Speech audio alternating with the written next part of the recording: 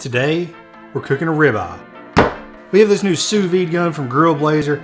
This thing is insane. It's actually pretty terrifying how excited I am about this. Say hello to my little friend. We're gonna sous vide this tomahawk ribeye, then we're gonna sear it off with this new sous vide gun. Kind of feel like James Bond with this. Alright, so maybe I'm not quite as cool as James Bond, but the sous vide gun makes me think that I am at least. With that being said, we're not going to use this thing for several hours, so we're going to set it aside and get to cooking. If you're not familiar with sous vide cooking, well, you're about to be. This is an awesome method of cooking that gets you precise results every single time. First thing we're going to do is we're going to season this steak. We're going to be really heavy on the salt and pepper here. We're cooking this in a bag over the course of 3 hours, so we're going to try and add in a ton of flavor. The idea behind sous vide cooking is to vacuum seal our steak in a bag with really flavorful ingredients like garlic and rosemary. Then we're going to put that bag into a pot of water with the sous vide machine that will regulate the temperature of the water to stay at the exact same temperature for a long period of time. In this case, we want a medium rare ribeye, so it will cook at exactly 131 degrees until the steak has completely cooked all the way through. It's impossible to overcook anything using this method since it doesn't get hot enough to go past medium rare. Same thing goes for a chicken breast or a pork steak or anything you're cooking. If you cook it to the desired finished temperature, it's not going to get hot enough to overcook it.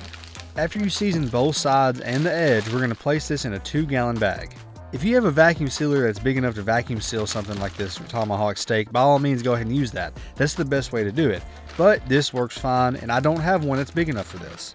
We're going to place the steak in the bag, and then we're going to add in some rosemary to both sides. I want it surrounded by a blanket of rosemary so that every bite has some of that wonderful flavor. Next up is the garlic. I have a few cloves here that we're going to roughly chop.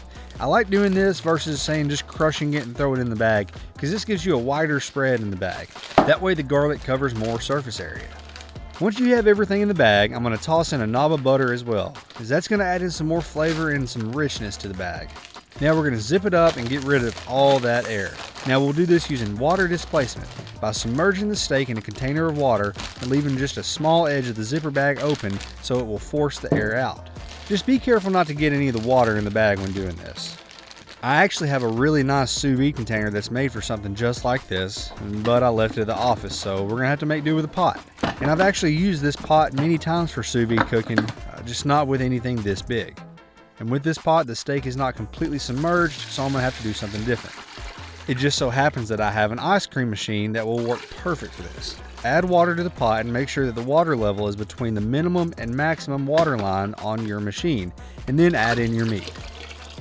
I'm extra careful with this since it has a bone that could easily poke a hole in the bag, and for that reason I'm going to secure it to the edge with a clamp, although that's probably not necessary. Now I'm going to plug it in and set it to 131 degrees, which is on the high end of medium rare. Now you can see that the water is flowing and all we have left to do is wait. We're going to cook this for 3 hours. Now that the 3 hours have passed, the steak is completely cooked. We're going to unplug it and remove the steak from the bag. This steak is completely fine to eat.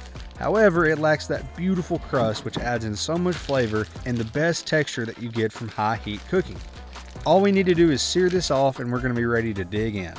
I've used many methods to sear off meat, but I have never been as excited about using any other method as I am with this one. We start by screwing in the propane tank, although we don't need to over tighten it per the package directions. And I also ask that you do not do this indoors. I wanted to show you how to set it up and turn it on here so that the lighting would be much easier for you to see, but this puts out a serious flame that can cause real damage if you aren't careful. Although I am having a big time with this, it is not a toy and produces a serious flame, so use extreme caution.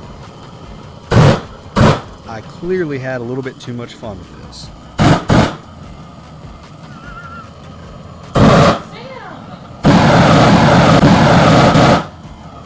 Now we did decide to be responsible and take our steak outside to sear it.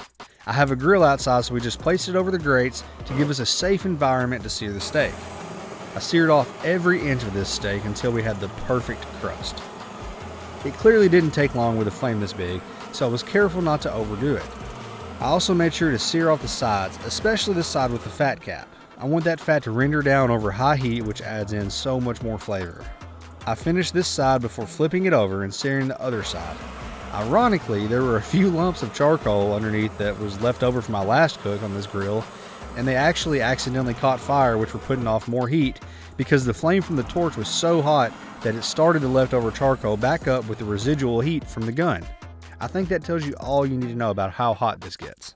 Now we will be bringing it inside to rest for 10 minutes before we slice this thing open. And the first thing you'll probably notice is the crust.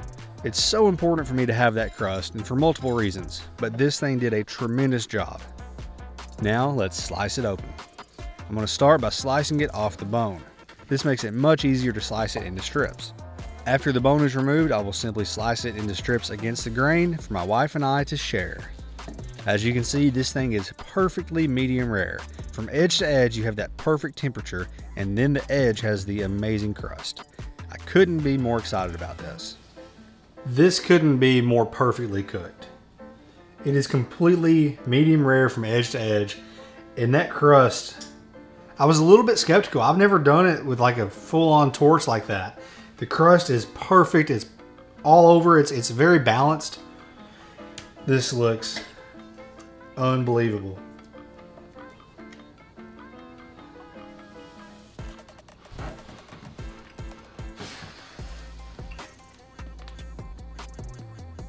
It's just so good. There's so much flavor from that garlic and rosemary.